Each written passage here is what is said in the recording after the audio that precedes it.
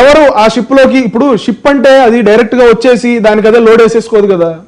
Ship అక్కడికి వచ్చినప్పుడు anchorage పోర్ట్లోకి వచ్చిన డీప్ వాటర్ పోర్ట్లో ఆగినప్పుడు ఎవరో ఒకళ్ళు బుక్ చేసుకుంటారు కదా ఆ షిప్ని. దాదాపు 30 పైచీలకు కంపెనీలు ఆ షిప్ను బుక్ చేసుకున్నాయంట. అది వచ్చి అక్కడ ఆగింది.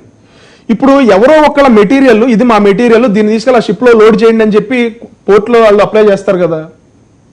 ఇప్పుడు అప్లై చేసినప్పుడు మొన్న పవన్ కళ్యాణ్ గారు షిప్ దగ్గరికి వెళ్ళే క్రమంలో ఆయన అడిగారు, ఇప్పుడు ఈ లోడ్ ఎవరిది, ఈ షిప్లో ఇన్ని వందల టన్నుల బియ్యం ఉంది, ఈ బియ్యం ఎవరిది అని అడిగారు. అందులో పీడిఎస్ రైస్ అంతా అని అడిగారు.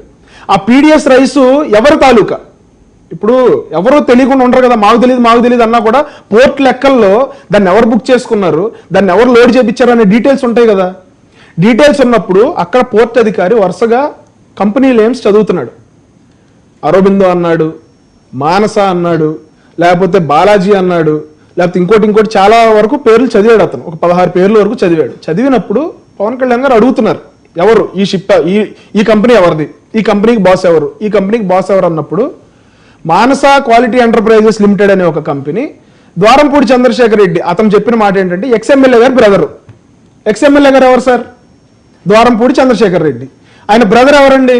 వీరభద్రారెడ్డి. సో గడిచిన 5 సంవత్సరాల్లో వీళ్ళ చుట్టూతానే బియ్యానికి సంబంధించిన రాజకీయం అంతా జరిగింది. ఎందుకంటే వాళ్ళ తండ్రి, వాళ్ళ బ్రదరు ద్వారంపూడి చంద్రశేఖర్ రెడ్డి. ద్వారంపూడి చంద్రశేఖర్ రెడ్డి ఏమో ఎమ్మెల్యే, వాళ్ళ బ్రదర్ ఏమో మన రైస్ మిల్లర్స్ అసోసియేషన్ సంబంధించి రైస్ మిల్లర్స్ సార్ అదే లేదు సార్ చెప్తుంది. చేసినప్పుడు కేసులు పెట్టొచ్చు కదా సార్. పెడతారు సార్. సార్ ఇప్పుడు ఓవర్ నైట్ లో అన్ని జరిగిపోవాలంటే ఎట్లా సార్? అక్కడ పెద్ద వ్యవస్థ నడుస్తా ఉంది.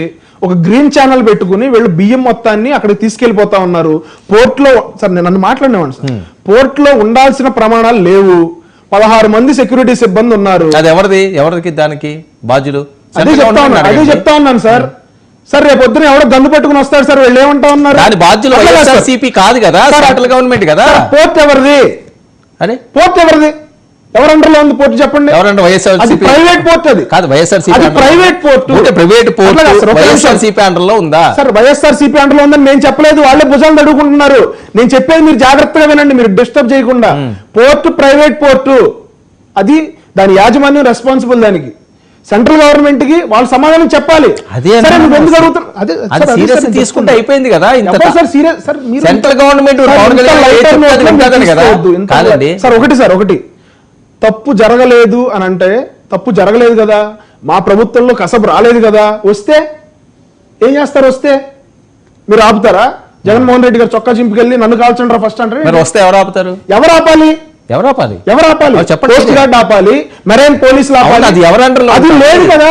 ఎవరు క్వశ్చన్ చేస్తారు మరి? సెంట్రల్ 5 years నుంచి లేదు, ఎవరు క్వశ్చన్ చేశారు? సెంట్రల్ గవర్నమెంట్ మీరు ఒక రిప్రజెంటేటివ్ పంపించండి. సార్ ఓకే, అదంతా యాజ్ పర్ డ్యూ ప్రాసెస్ జరుగుద్ది. 5 years లేదు, ఎవరు అడిగారు చెప్పండి? లాస్ట్ 5 years కూడా అలాగే ఉంది. 16 మంది సెక్యూరిటీనే ఉన్నారు. లాస్ట్ 5 years కూడా ఇట్లాగే జరిగింది దందా. ఎవరు అడిగారు? అది దందా జరిగింది అంటే వాళ్ళు మాట్లాడేది. సార్ ప్రూఫ్స్ అన్ని సార్ మీరు ఈ రోజున డిబేట్ లో కూర్చొని నన్ను ప్రూఫ్స్ బయట కాదు, ఇప్పుడు అన్ని బయటకు వస్తాయి. కలెక్టర్ గారు వెళ్తేనే కదా తెలిసింది అక్కడ అందులో బియ్యం ఉందని. కలెక్టర్ గారు వెళ్ళకపోతే ఆ షిప్ వెళ్ళిపోయేది కదా. కలెక్టర్ గారు పట్టుకున్నారు కాబట్టి బియ్యం ఉందని తెలిసింది. పవన్ కళ్యాణ్ గారు ముందు నుంచి చెప్తున్నారు అక్కడ బియ్యం ఎక్స్పోర్ట్ జరుగుతుంది అక్రమంగా. నేను చెప్పింది అక్కడ జరిగింది సార్. మీరు కరెక్ట్ నేను చెప్పేది ఏంటంటే, ఇప్పుడు మీరేమంటారు? చంద్రశేఖర్ గారు ఉన్నారు, వాళ్ళ తమ్ముడు నేను అనలేదు సార్. వాళ్ళు ఏమంటారు? ఇది ప్రజలకు ఇది కాదు కదా. నేను అదే అనేది, మేము ద్వారంపూడి చంద్రశేఖర్ రెడ్డిని టార్గెట్ చేయాలనో లేకపోతే అతన్ని ఇబ్బంది పెట్టాలనో మా ఉద్దేశం కాదు. అక్కడ అక్రమంగా జరుగుతుంది, అది శేఖర్ రెడ్డి అయినా ఆపుతాం, రైట్, లేకపోతే వీరభద్రారెడ్డి అయినా ఆపుతాం, ద్వారంపూడి చంద్రశేఖర్ రెడ్డి అయినా ఆపుతాం. ఆ ద్వారంపూడి చంద్రశేఖర్ రెడ్డి అన్నది కాబట్టి ఆ కంపెనీ, మీరు ద్వారంపూడి చంద్రశేఖర్ రెడ్డిని టార్గెట్ చేస్తున్నారు అనేది కరెక్ట్ కాదు. అక్కడ న్యాయబద్ధంగా కోర్టులో ఏమైతే మీరు చెప్పి 2 పేర్లే చెప్పారు, వాళ్ళ తమ్ముడు వాళ్ళ అన్నయ్య. మిగతా వాళ్ళైనా అని చెప్పాలి. అదే సార్ చెప్పేది, మిగతా వాళ్ళైనా సరే. నేను అదే కదా అన్నా, శేఖర్ రెడ్డికి అక్కడ వాటా లేదు కదా. శేఖర్ రెడ్డికి వాటా ఉందా? కృష్ణాంజలి గారు వాటా ఉన్నా కూడా అదే చేస్తాం. కృష్ణాంజలి గారు, వర్మ గారు నమస్తే, ప్యానల్ మెంబర్స్ అందరికి నమస్కారం. సీజ్ ద షిప్ అండి, ఇది ఇప్పుడు హాట్ టాపిక్, ట్రెండింగ్ లో నడుస్తున్న హ్యాష్ ట్యాగ్.